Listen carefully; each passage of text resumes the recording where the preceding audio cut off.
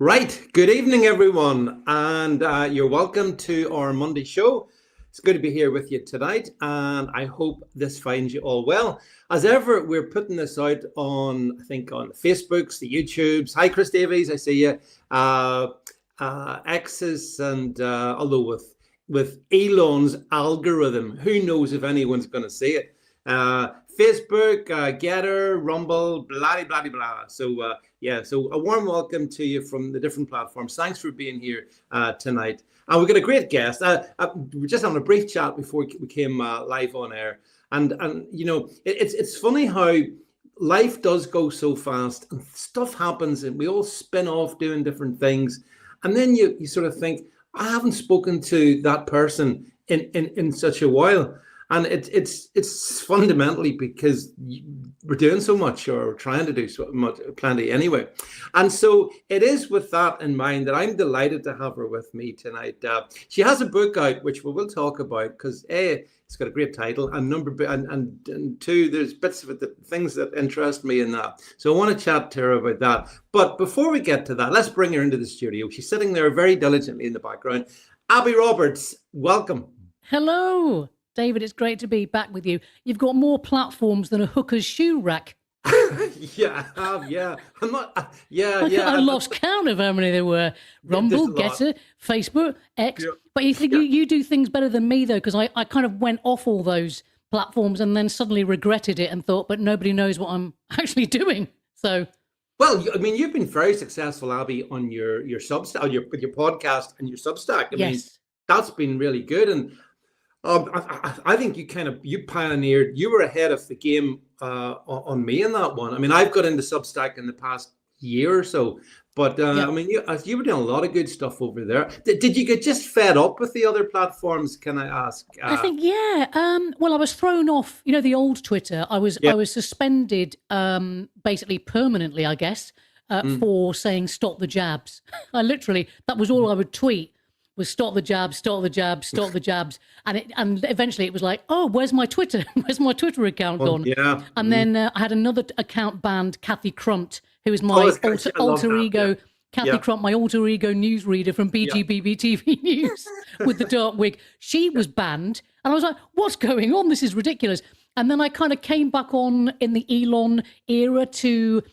Twitter/X, and then just felt a bit weird about it. I don't know. I think it was just that thing of thinking, I'm not sure about Elon. But then I realized that if I had like We the People, my book from podcast listeners, all the letters about the lockdowns and the vaccines that I've got here, actually, we can, in fact, I'll just show you. If people haven't seen it, that's We the People, which I know you, I think, did you have a copy of it, David? Mm-hmm. It's an excellent book. Yeah. Well, With the people. Very moving. Yes. Letters sent to me by podcast listeners. So that was, and then I suddenly realized, oh my God, people aren't going to know about We the People unless I compromise by going back on X. So I had a bit of a strop. Not like me, but of a diva strop, and went, I don't need Elon, I don't need you at all. And then thought, actually, shit, I think I might do for this. And then so reluctant. I mean, but Substack's been great. I was on there, started there sort of April 2022. Yeah, on Substack, and then wrote articles, and then started the podcast Abi Daily. Yeah. So thanks, David, for mentioning that, because it's a really, it's been really, really fruitful. Not in a financial sense, actually, more in a. People have written to me. They've connected. They've said, "Oh, thank goodness for your pod," because I don't know if I would have been able to get through a lot of the terrible times. So that in itself, honestly, was sort of worth its weight in gold. All that stuff. So that's been 3 years, over 3 years now. Yeah. Oh, that's amazing. Yeah, I've just been there over a year and a bit, and you've had enough.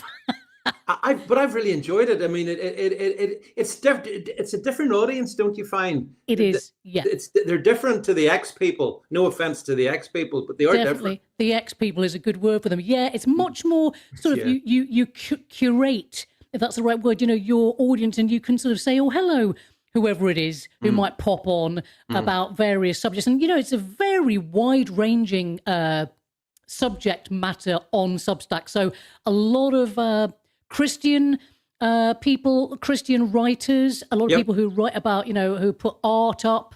So it's a real mix of everything, to be honest with you. And I find it quite, so that very rewarding from that point of view. Yeah. I've met some lovely people on it. I mean, you get the slings and arrows on X, Yes. that stuff, but I've not had any of that on Substack. I think from one or two trolls followed me over, but apart from that, exactly. but I met some lovely people. We're going to get our trolls, David. And actually, that means I'm over the target on certain things if we get the trolls, And I just think we have to, because some people tell me they go, oh, did you see so-and-so? I'm like, stop. I don't need to know if somebody's trolling or what they're saying, because why would I need to know it? It's like it literally makes no difference. If it's praise, full, unadulterated praise, it's the same as if they're slagging me off. That's how I see it. I see them as basically the same thing. They're both imposters, like gushing praise and hate, slagging someone off is kind of the same thing, isn't it? They're both extremes. Well, of the different on the same kind of spectrum. Same spectrum, yeah. Well, talking of stuff like that, I wanted to get into this topic first with you, and that is, look, we know how people fell for the COVID scam, Abi, and scam it was, and you can understand looking back. I mean, and there were some of us who resisted it right the way through, but people were subject. I didn't. I was scared in March 2020. And I tweeted as such, but it really didn't take me long to realise. And I think actually, as I've gone through, I realised that it's quite easy to recreate one's own bravery from that time. And I've seen people who, put it this way, they kind of have massaged the history a little bit to say, but I'm fine of going, look, I lost my husband, I lost my mum, then I lost my shit in March 2020, because then subsequently I've gone in the right direction. I've carried on the right path. Do you know what I mean? I didn't go backwards like some people did, where they went, oh, now I've had the vaccines. That's a bit strange. Oh, I know that. And if you judged on current output from certain people, oh boy, they were all in the front line on the 1st of March 2020, and they were not. You're quite right. I remember it was by the 4th of April 2020 where I started to go, because I put a tweet out back then, I'm not happy about this lockdown, but I still thought everything COVID-y was probably what it is. I'm not a doctor. I don't know. Yes, exactly. You sort of go, oh, all right. Yeah, all right, yeah. And then, just like yourself, Abby, you go through a journey where, like put it like this, 5 years on, I don't believe there's such a thing as viruses. I don't believe in vaccine, completely 100%. Completely the other way. Are you in that same sort of position?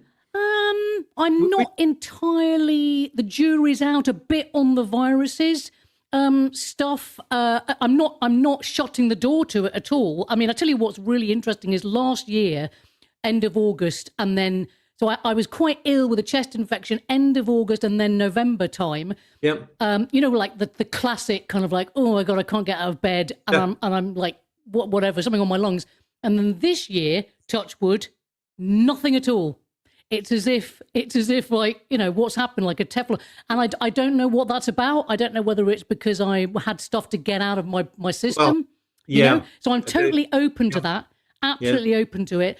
But from my perspective, and I know people might watching go, oh, but that's only, you're only half in and half out. For me, it was all about the moral, the reprehensible moral vacuum that was created from 2020 onwards, where we looked at each other with sort of horror and disgust and suspicion, and then that carried on with the vaccines. So for me, it actually became much more about what's happening here morally and ethically, so that then I could avoid. I was talking on my podcast earlier on, I thought mRNA was a drug you took in the 90s at a rave. Seriously, I didn't have a clue. I was like, what's this mRNA business? No. Because I think a lot of people were just thinking, I remember mispronouncing it once, I think on GB News, going, yes, this mRNA, we've got this IRA drug. What's going on? Because I think we were all, if we're honest, struggling with the kind of immorality of it all. What, they shut the churches? They actually, Christ they implied that Christ would be turning away from people that wanted help rather than going towards him. So that became for me my rallying, my warrior cry was the moral implications of it, not so much the scientific ones, because if you think about it, we could be arguing germ versus terrain probably for another 100 years, and then we'd still be going. But I think that you know what I mean. Meanwhile, you get the immorality and there's just the lack of sort of humanity and compassion that you saw, in that time, in the 5 years. Well, that said, Abi, I have to be honest and say, it sounds naive, but I never thought there was that much lack of morality, immorality, wickedness that as we saw starting in 2020, 21, 22. I was naive to that. And I've lived a life as well. I've seen lots of where I live, I've seen a lot of stuff. But I didn't ever think that, the establishment was so bad. And then once my eyes are opened, Abi, I know. Nothing. It's just, it's mind blowing. When you look at it, and then you think, wow, there were actually doctors, there were medics who were prepared to let people die on their own without someone holding their hand. It's quite interesting, isn't it? How quickly, though, we can let go of that stuff, which makes us, the divine within us, whatever this, the divine flame is, that we can, how quickly people can let go of it. That's fascinating to me. You're right. Although I saw one of your favorites there the other week, Dr. Hilary Jones. Hillary. I think he stepped down finally, has he, from his perch on Good Morning Britain? Perch. Well, he's probably building a bunker somewhere in Argentina, I would have thought by now. Honestly, I'm surprised a lot of them haven't. This is what's going to happen, though. I can predict it. They're all going to go to Australia. I can see it now. There'll be a flotilla of all the criminals that are actually, in fact, Australia is going to be, will be used to that. There'll be criminals, going over to Australia because the doctors will start going, oh, I wonder if I can start my career again in Australia. Do you know what I mean? Really, what they're doing is they're going to be running from justice. I just feel it in my bones that there's something. That they're going to be people that you don't hear of anymore because essentially they've left the country. That's what I think's going to happen. But there's some of them like, isn't there one Abi called, I think he's called Dr. Raj. There's a doctor. Oh, I know who you mean. Raj. And he's never off bloody TV as well still. And I'm looking at him as a, I know he had my friend Dr. Dave Cartman. Yeah, he had issues. Even not Cartmel. Yeah. That's bloody South Park. Yeah, I'm speaking to him tomorrow, Dave. Actually, yeah. Dave had a run-in with him. I know that, and I felt bad for Dave as well. But yes, they're vicious. These people, they're vicious. They are. They've got literally. They bear in mind these are people who had no compunction, no problem with saying, you must get these injections. We don't know what they'll do to you, but you've got to get them anyway. Yes, we're talking about that kind of mentality. They take the jabs, take the injections. We don't really care if it's women, pregnant women, children, people with Down's syndrome. Take them. That's people like that will be vicious when they're cornered. They'll become like rats, who are in a sort of like being cornered in a barn or something. How do you think they lived with themselves, Abi? They must know what they did, or do they? I don't think people like that have a conscience. And I think if they do, I think there is a scale of psychopathy, so without, I'm not a psychologist in any stretch of the imagination, but I think if we've lived life and we observe people, I think on the spectrum, a lot of these people are on the sociopathic, psychopathic spectrum. And unfortunately, their conscience is very limited. There's a sort of like, oh, but I was just doing my job and blah blah. What have you? So they won't even have any inner. They won't even have any inner sort of like reflection of their own actions. Yeah, it is. That's the truth of the matter. One of your best achievements was your famous wall that you put up, Abi. Am I allowed to swear on this? You're allowed to swear on this. Great Wall of Cunts. Yeah. And And I thought I feel weird saying that word with you, David. You look so softly spoken, David Vance. I know, but it is. Yeah. But I thought it was so important what you did. Actually, I think Yes. it was funny, obviously as well. But it was so spot on. There they all were, and you nailed them, Abi. You nailed them. Yes, the Great Wall of Cunts, for people that don't know, happened in 2020. I think early 22. I think it was, or maybe a bit later than that. And me and my friend Martin, who designed the book, my book Hot Banana, which we'll get to later, is it's basically a wall in Richmond. We found a wall, and dead of winter, so imagine it's really icy, like there's been snow, so we kept having to postpone putting these enormous posters up of the people that had said, like the Piers Morgans of this world, who'd said that unvaccinated should be punished. God, was it Sarah Kayat? It's 100% safe and effective. All this basically all the about 24 huge kind of dystopian posters. So we pinned them up. First of all, we couldn't get them into the wall, so we had to do it in the the mortar bits. You know what I mean? We had to kind of like go, oh yeah, that works much better. So we were kind of experimenting, and then one day we lined them all up equally, spaced out like an art installation. And then Martin filmed me walking along it like a kind of like a Joan Bakewell documentary. People are probably too young watching this to know who she is, but that kind of. Hello. In March 2020, it was very sort of, hello, I'm Abi Roberts and I'm walking and I'm trying not to trip over and trip in a divot as I'm walking along. Because, it was very uneven ground in Richmond. And then so we filmed it, luckily got it in the can. I think it was actually one take, all the quotes and everything, and proper quotes. We didn't mess around with any of the actual words. They were absolutely, we made sure that it was journalistically watertight. So nobody could say, I didn't say that. Jeremy Vine's up there. Oh, God, there's all sorts. Esther Ranson, John Gaunt. My lovely friend John Gaunt, who's got a quote in my press release. As you know, I think he says... He has. I mean, but do you know something? John surprised me so much, Abi. I knew John before COVID. I did. And I'd met him, COVID. And he seemed relatively fine. But then he just went, he went straight to the dark side. It was amazing. Yeah. And I think, do you know something? I think that there is, in some people, there's a real fear. Maybe it's a hypochondria thing or a medical thing, or even a fear of death. They haven't reconciled themselves with the fact that, we're on this planet, we're to meet people, to do good if we can, to create things, to connect with people, all these, meaningful, transcendent things. And I think there are some people who just think, oh my God, if I get that, then I'm going to die and it's all going to be over, and panic. And that's how they see life. It's very interesting.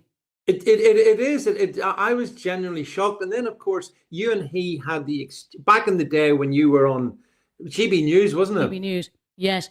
We had quite a, well, it was weird because they kept pairing us together. Like there was some, like they thought there was some sexual chemistry or something. It was really weird. Like we were Liz Taylor and Richard Burton. I was like, well, that's John Gaunt and Abi Roberts, the new pairing, the new celebrity pairing. So I was on with him once, and that didn't end well. With I think it was Dan Wootton. I was on his show, and I remember thinking, bear in mind, David, I wasn't a mainstream. I hadn't done a lot of TV. This was my first stuff, doing sort of this kind of broadcasty, sitting around, commenting things. And I just remember thinking, oh my God, he just totally went for me on air about not being vaccinated. It was, honestly, it was shocking. And I remember taking about 2-3 days to kind of get over it, that I'd been mauled on air. And then they put me with him again with on Neil Oliver show. And then he said live on air, control her, Neil. She's a big foul-mouthed yob. That's he's not wrong. I remember Abi. Yeah. But it was really vicious. And bear in mind, he was advocating, he was actually saying that he thought that care home staff, NHS staff rather, should definitely have vaccines. So it should be mandated for them, mandatory. And he was saying that he thought children should have the vaccine. And I just internally, I just thought, I can't believe I'm sitting next to this evil. I can't.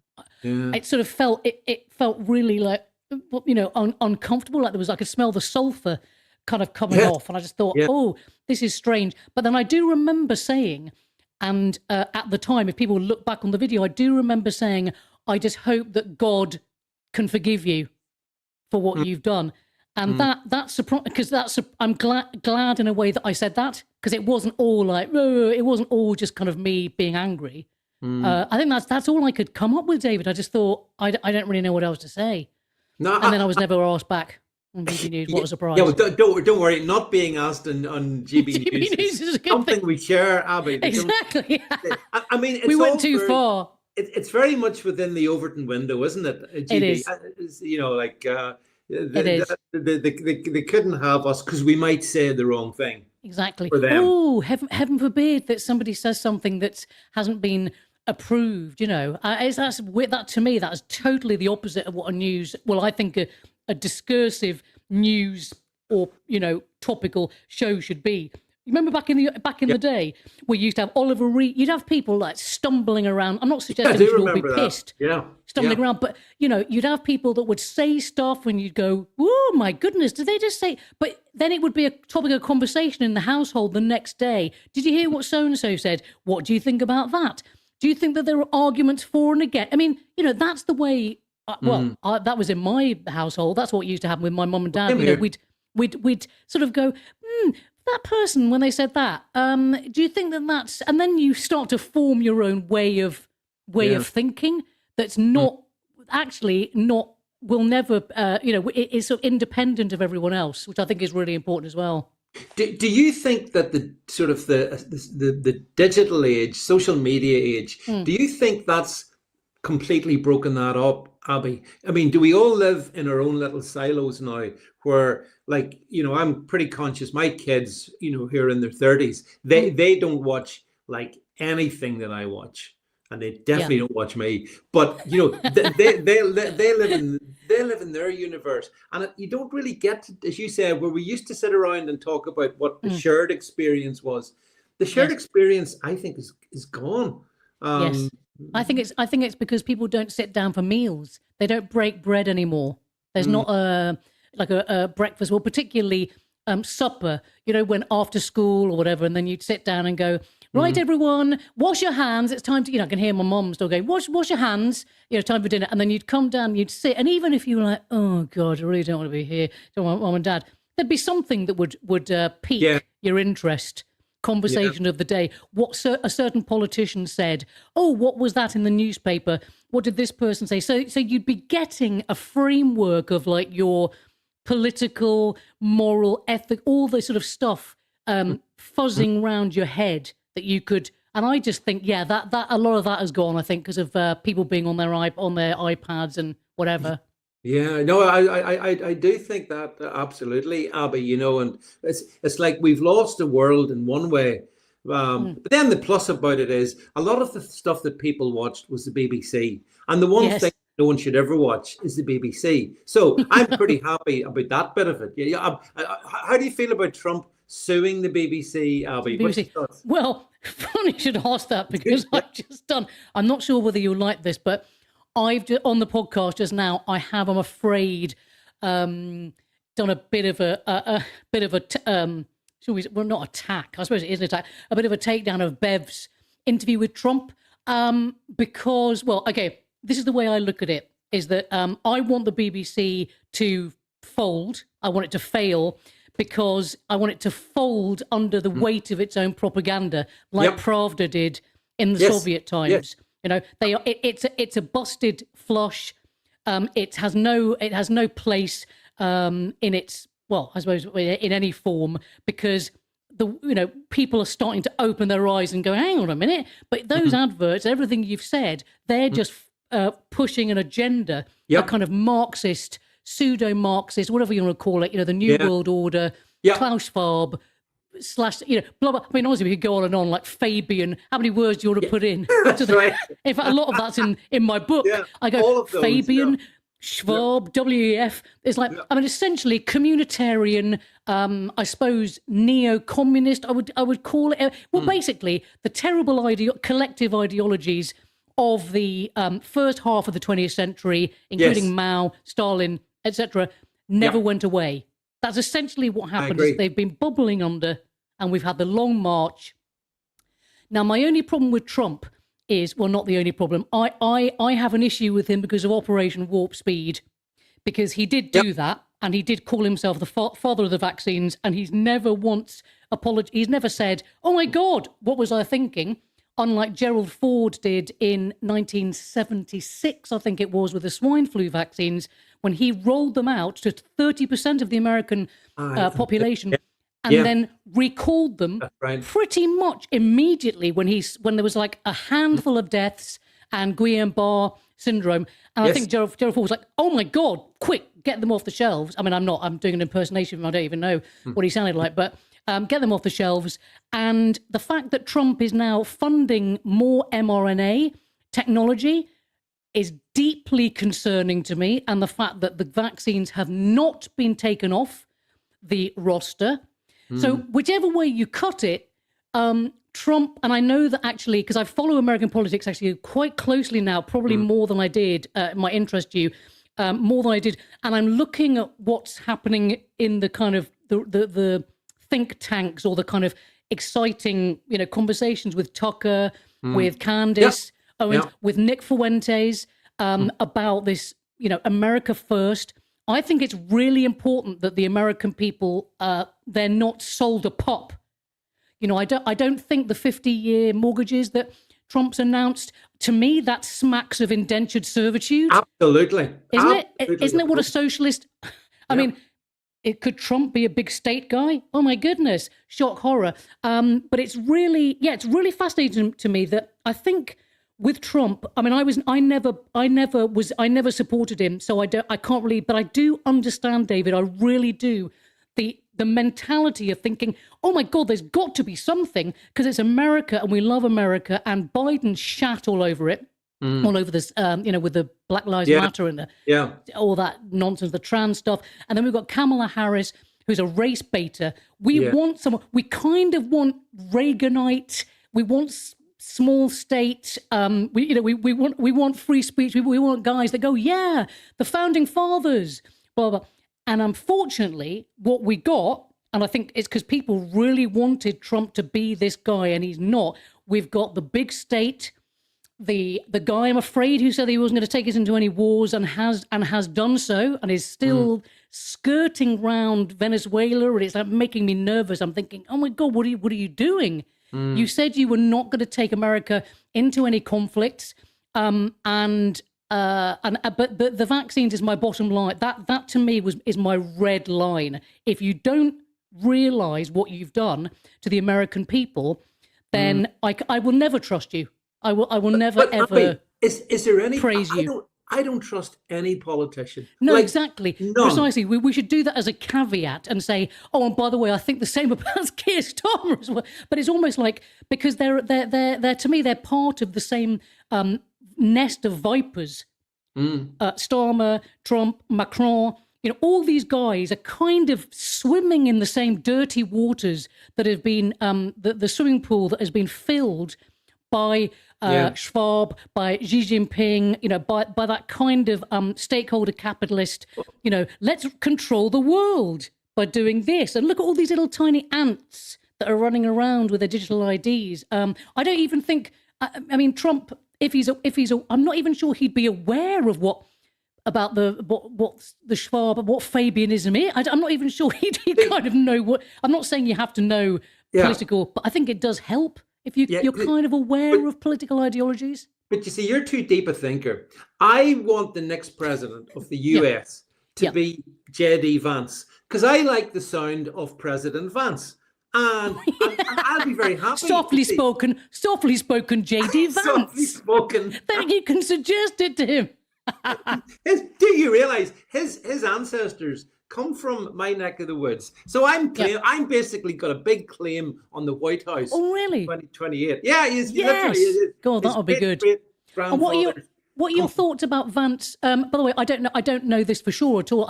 This is just from seeing people's opinions floating around. What are your thoughts on Vance and Palantir and Peter Thiel and the fact that Vance he might want to get into all that digital ID stuff? What are your thoughts? No? Yeah, well, it goes back to what we just said. I don't trust. You can't trust anyone. I don't trust any of them. Absolutely. No. I can accept that some of them done. President Trump as well has done some things are good, and I'll acknowledge that. But there's other things give me the heebie-jeebies as well. Yes. You know, as you said, I mean, the father of the vaccine is obviously one. But it makes me feel a bit.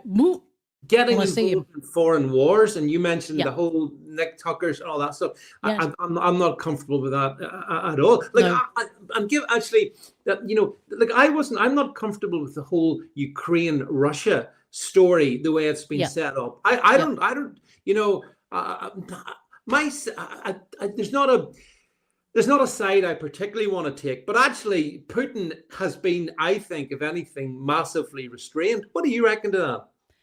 I think he could probably have obliterated most of on day one. Yeah, I mean, we know, Putin doesn't suffer fools gladly, and he's in fact, I was because I'm a Russian speaker myself. Yes, I know. Yeah. And of course, immediately I was called a Russian spy.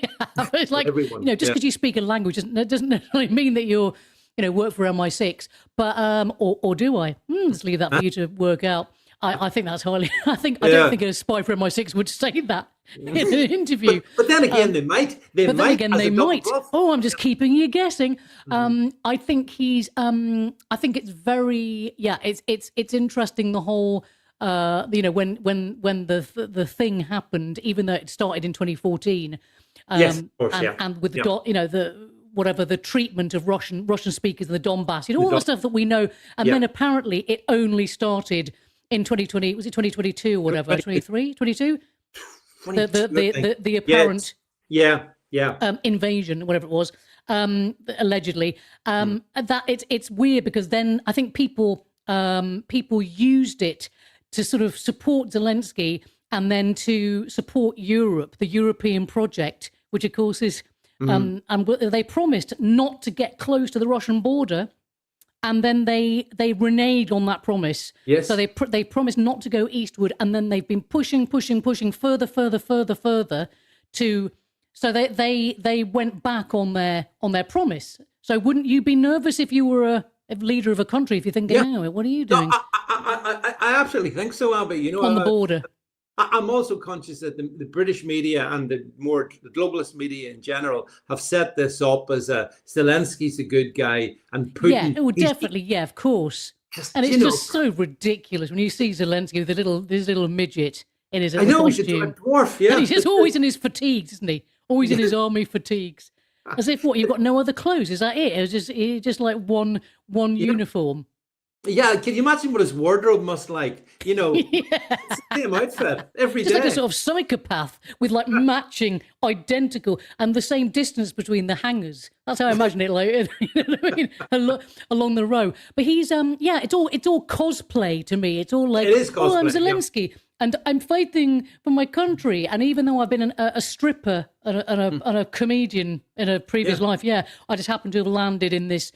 In this thing. Yeah. And I do think as well, I think the wars, I think there's a lot of stuff that's been sort of, there's a lot of stuff that's been created to sort of, to divide people and make them sort of, I mean, Israel, Gaza as well. I mean, it's funny because I've got more, I suppose, if I'm really honest, I've got more annoyed about the Israel lobby because, not for the Jewish question, because I mean, even though I'm saying it, I'm thinking, oh my God, are there people going to be watching? I mean, that for a start should be a bit of a red alarm bell that you feel nervous about criticizing Israel, which I know. And look at the deep water Tucker's got into, being deplatformed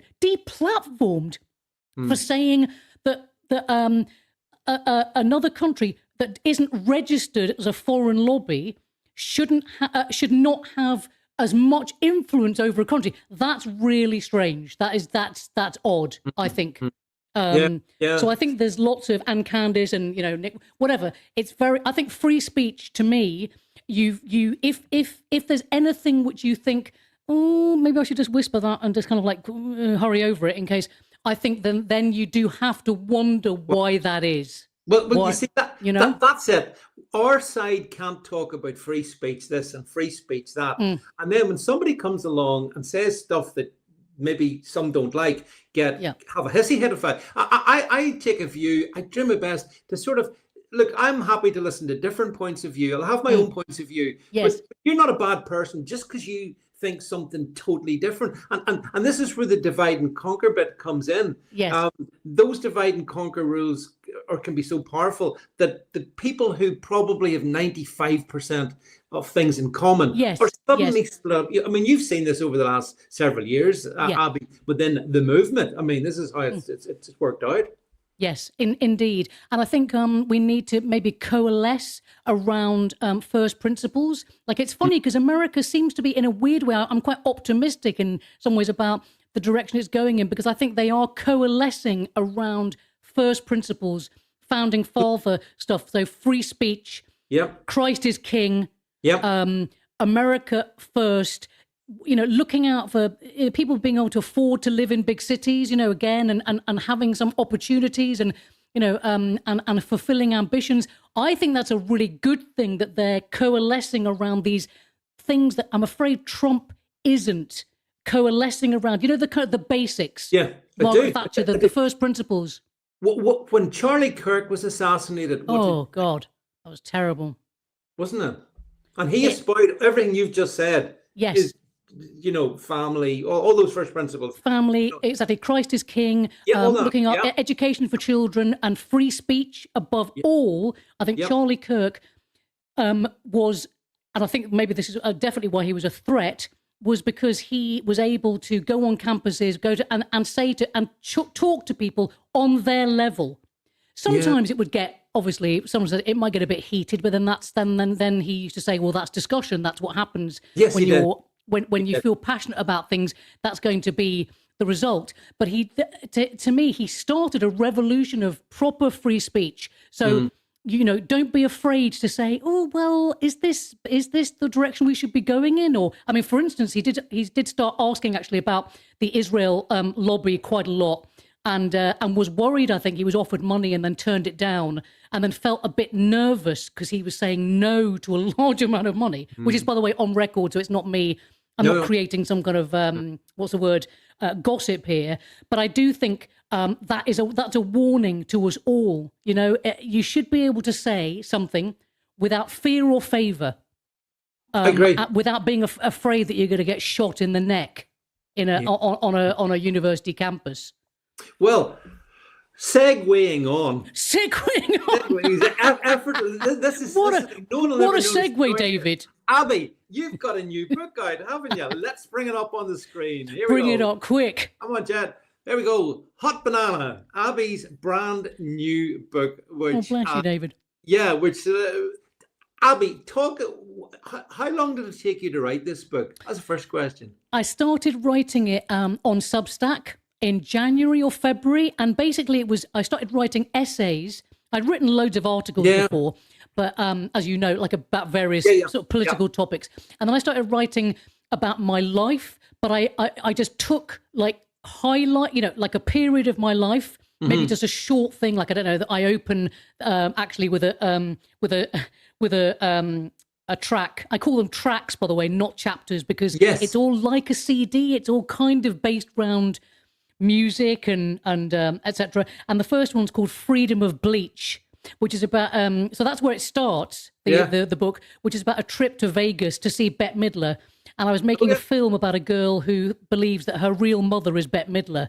So we did this little comedy film, me and a friend. And then, so what I've done is it's a memoir in essays, but it doesn't start right at the beginning and kind of go right to the end. What I've done is I've chosen 12 periods of my life. So you've got Freedom of Bleach, Sweet Home Abibama, Nice Baubles, Whatever Love Means, Sex and the Witty, The Prizes Heaven Takes, Dolphins, and Death Shall Have No Dominion, Faith Runners, Вечная память, which means eternal memory in Russian. The Shit Show, guess what that's about? Yeah, I can know. And Are You Fucking Joking, which is about my arrest in 2023. Oh, yeah, so of course. Yeah. It kind of, to answer your question, it took January, February, I mean, sort of the best part of this year, but obviously taking time. I mean, I wasn't like typing constantly. In fact, to be honest with you, most of the real hard work started in kind of July, and then August was like furiously going, my God, I've got to get this book done. Yeah. And then it kind of tailed off a bit in September, October. So I pretty much got it done. Very good. You know, got the whole, It was hard work, David. I'm not going to lie. It was but wow, how it was so exciting to see it and go, I've actually done it. You know, I've got a book. I've written a book, and I didn't leave it on the. You know how I didn't want to be a cliche, David. You know, when someone that says that they're going to write a book, and then like 2 years later, you'd say to me, "So, Abs, how's that book? How's the book coming on?" You know, you got to create. Easy to do. Do you know, Abby? I wrote a book back in 2007, and almost identical to you. I started to muck about in the early part of the year. Yeah, and I sort of got the odd chapter done, and then the summer, I went off. I've got a wee place at the seaside. I went off. And I just did the whole damn thing, you know, and at the end of it, for me, the satisfaction is I've done it. I'm done. You know, I can walk away from that. And it's worth it, isn't it? The blood, sweat, and tears of it is because it's you know it's personal. It's got and actually you said that you'd seen there was music stuff in it because I used to be. Like I was a singer-songwriter, and I've been in bands, and music was my first love because my dad was a musician, session guitarist. So that's always been really a big part of my life. So what I decided to do was throughout the book, in any chapter, in any track that I'm writing about, whether it's about being in Vegas, whether it's about my husband, meeting my husband, whether it's about my husband's treatment and death and funeral. There's songs in every part of the book. And at the back, you can go to a Spotify playlist called the Hot Banana playlist. And then you can, as every single song in the book, there's about 97 songs. Right. And then you can also hear some of my own songs on a SoundCloud link as well. So it's kind of, it's weird. It's like there's something, there's politics, there's philosophy in here. There's there's something where you can go, oh, actually, I need to reread that bit because it's I hadn't thought about it like that, you know. And there's even like a kind of secret, a hidden track, which is 13. Actually, I better not. I won't give it away. I mean, it's number 13, so we get all the conspiraloons going. Oh no! But at least you done? At least you didn't do 33. But exactly. Or do this for the whole interview. Let me just say. Can you imagine? Hi, David. What's wrong? Totally I don't know why you're looking at me. I don't know why you're looking at me funny.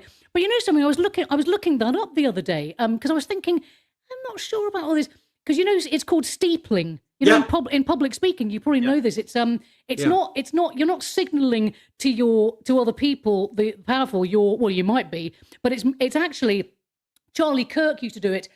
Because speakers are when to get confidence and to look. If you think about it, if you're like this and you got your fidgety hands, no one's going to take a blind bit of notice what you're saying. But if you go, I'd like to speak to you today about it. Actually, it grounds your body. So I'm afraid, conspiraloons, you were wrong about that. It's called steepling.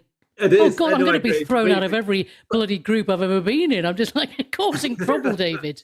But you see, like it's the music bit really does interest me because I kind of associate just about everything that I've ever been through with particular bits of music, and I walk around basically with bits of fragments of lyrics and stuff in my head all the time, Abby. It's just in the DNA. And so, and when I wrote my book, I didn't. But back then, of course, we didn't have SoundCloud and stuff. But my kind of playing around with things was to think up chapter headings that were plays on songs. That's the way I did it. Even though I was writing about my short experience in politics here.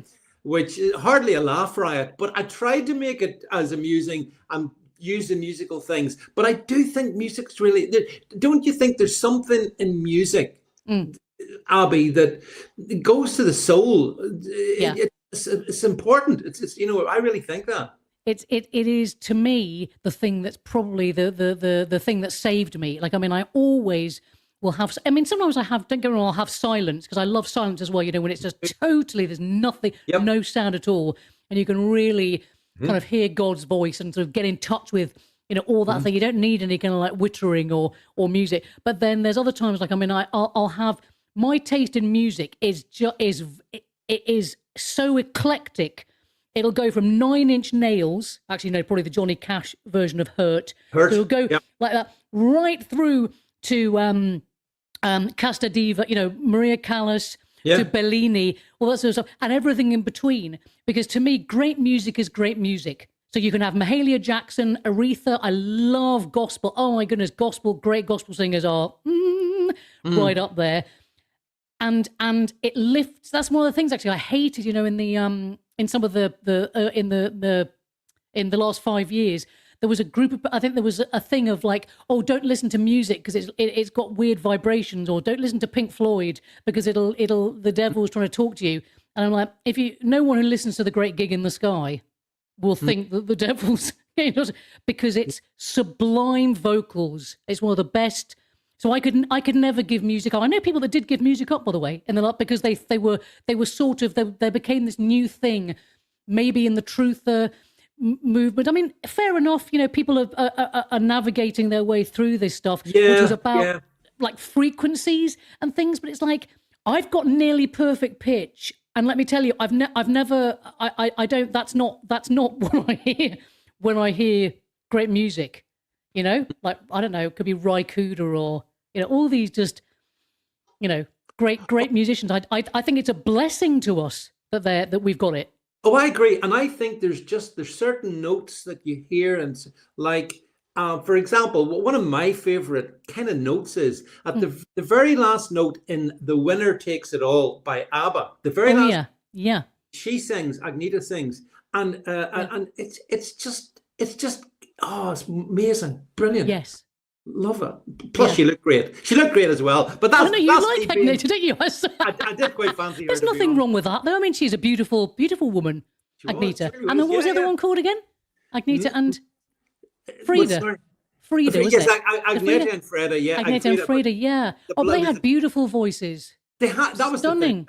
That was the thing. And that's yeah. And in the notes, there was a vibrancy, and I often think sometimes, Abby, that certain songs and certain melodies, they bring us almost close to God. There's something of the divine in it. Yes. Hard to explain, but I think that anyway, But yes. So tell us a little bit about then that. So don't give everything away regarding the book, but what's this about flattening grass in? Was it Wales? Was that in Swansea University? Right. There's quite a lot. I mean, there's Sex and the Witty. There's a lot. It doesn't get graphic. It doesn't get to the point where you reading it and go, oh crikey, we didn't sort of do this. They're kind of like and have to sort of put it down and I don't know, like have a cold shower. It's not that, but it talks about sex addiction. It talks about doing all that kind of stuff and then sort of coming out the other end and then meeting someone, Terry, my late husband, and then so there's a real journey in it. It's weird because I didn't even really necessarily sort of plan it. That I mean, obviously there was a bit of planning going on with the 12, but they're all linked, even though they're not necessarily in chronological order, which I know sounds like I think I've actually created a new genre. So please feel free, David, to use it. Just memoir. I've just called it compilation of memoirs and essays. Yeah, compilation as in music. Yeah, but the Swans that caught me. But then of course, Abby, I mean, you did gain a degree of notoriety, fame, whatever, back when Her Majesty's Finest Constabulary decided to. I remember that so well. Arrest me for swearing. Oh, for God's sake! Yeah, so you cover that in the book. And that's all in the book, including my TripAdvisor review. of the 17 hours in a police cell, 2 stars, by the way. And outside the COVID inquiries, people that don't know, 2023, June 2023, June the 27th, 2023. Oh, emblazoned in my brain. I was outside the COVID inquiry with a few of us. Yep. And Matt Hancock was inside, and I sort of red mist descended because all the press were there, and I was like, "Oh my God, I can't believe that nobody's talking about the vaccines and the lockdown deaths, including suicide." You know, our friend Trudy, her son Benjamin took his life, age 25 in July 2020. It's just so horrific. Her stories in We the People, and I just, you know, when you just sort of think, what, this is so bizarre.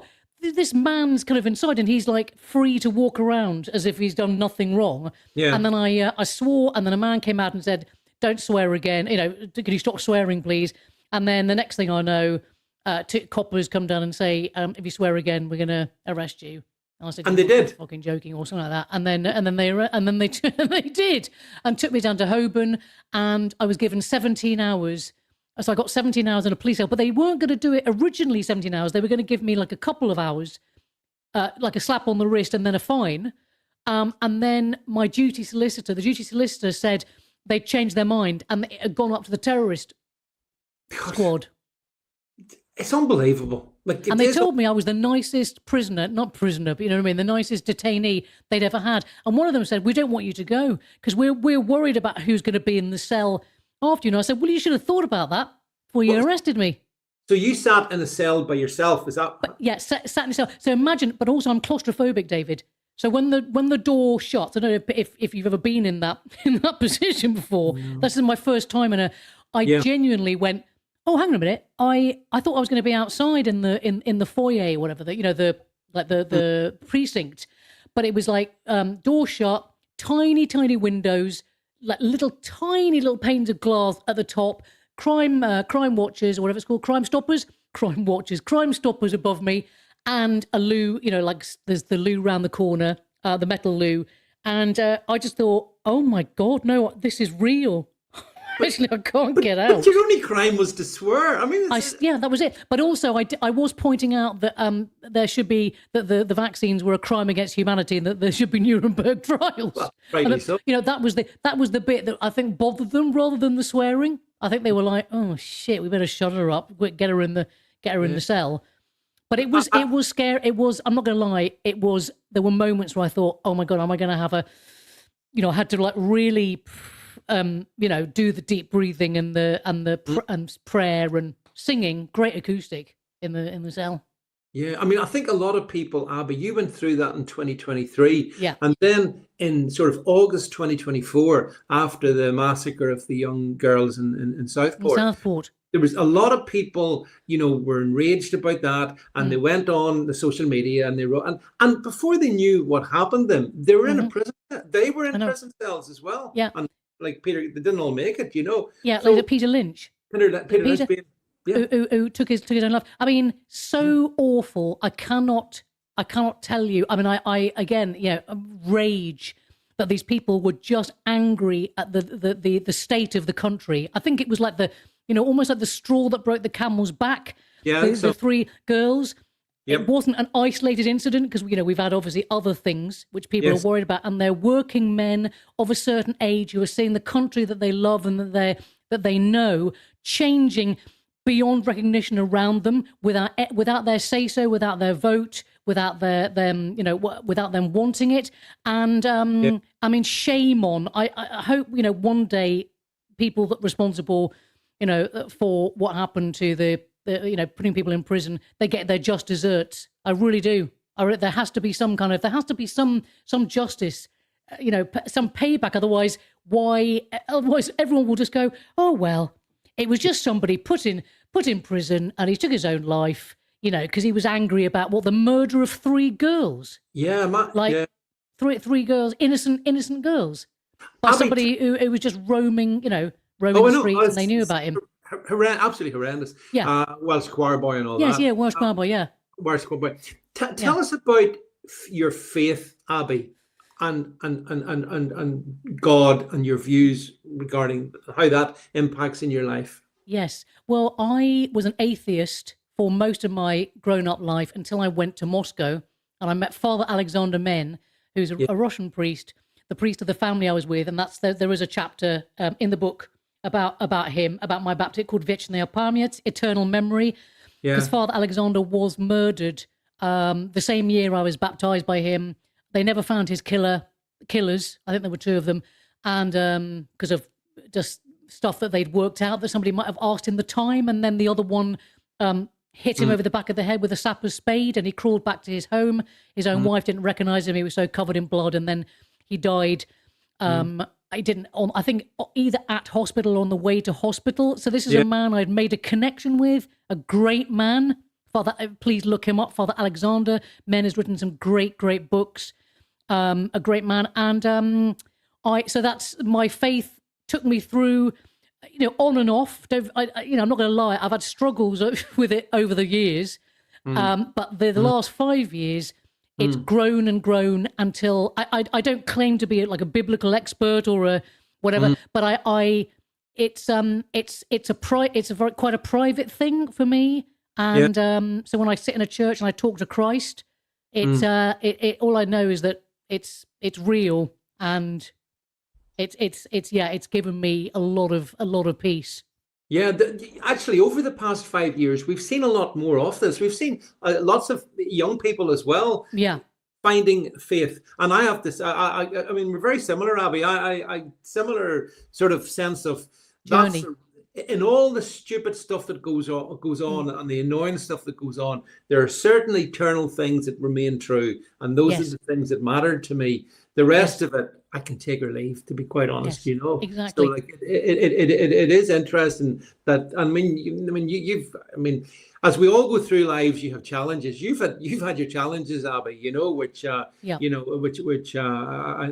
you've been able to get through to this point. Tell me this: do you still do tours? Do you still get comedy gigs? Comedy gigs. Well, they kind of comedy has changed a bit, as you know, with the mainstream stuff, with all the people basically bootlicking for the establishment. Apart from like a little tiny number of us who are doing our thing, I would never say never to doing. And I have done gigs this year. I did one in Birmingham not that long ago. A really good gig, where I actually sang at the end. It was really weird. I did Sweet Home Alabama, which is my intro. Yes. Sweet Home Alabama, where the skies are so blue. So I do that. But I did the proper song with tracking track, and everyone was like, "Oh my God, she can actually sing!" You could see people going, with the kind of eyes wide. So there's definitely going to be something next year, but it would be a kind of hot banana show.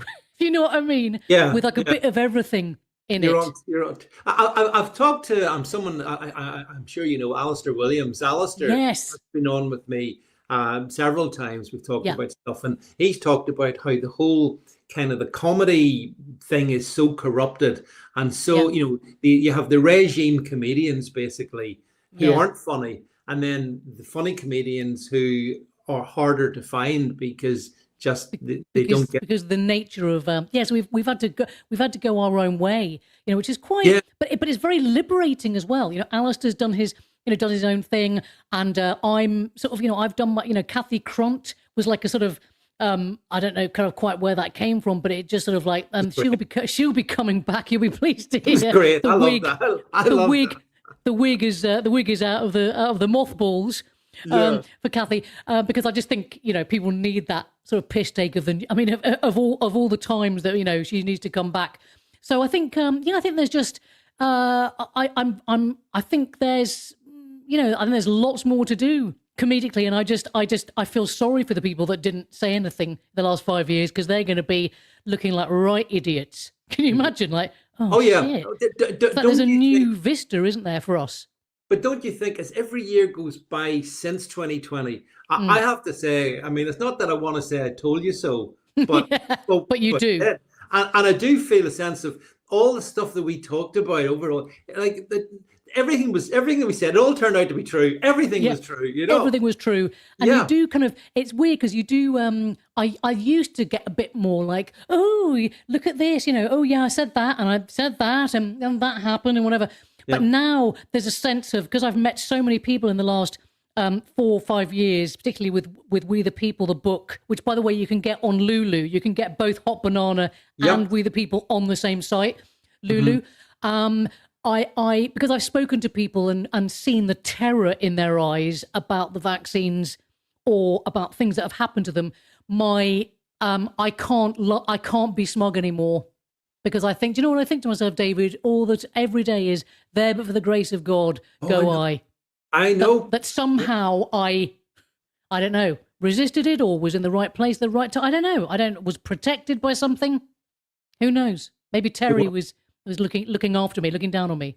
You do wonder, exactly how we got through it and why we got through it. How the fuck did we do it? Honestly, I look back and I think, oh my God, I was bare. I mean, all the stuff that Terry had gone, and then my mum died beginning of very start of 2020, and then I had some legal stuff, which I won't go into, sort of shenanigans, and I was like, oh my God, how did that even, how did I even get through 2020? I just don't even, and I suppose the answer is because you got to put one foot in front of the other and thank your lucky stars. I think that actually is it. You get through it because you do, because, what's the alternative? You know, and they also say what doesn't kill you makes you stronger. So, after 5 years, Abi, you're even stronger than you probably were then. Yes. Or certainly more in a position to take a sensible view and stuff, But hey, listen, we have reached, I can see we've reached the end of the allocated hour. Abi, it's been too long. I've loved it so much. I've loved it, David. I've loved chatting with you. Great. Could have gone into listen, we'll have to bring you back, but can we just look, please everybody, make sure you check out Abi's book. It's over on Lulu site there, I think.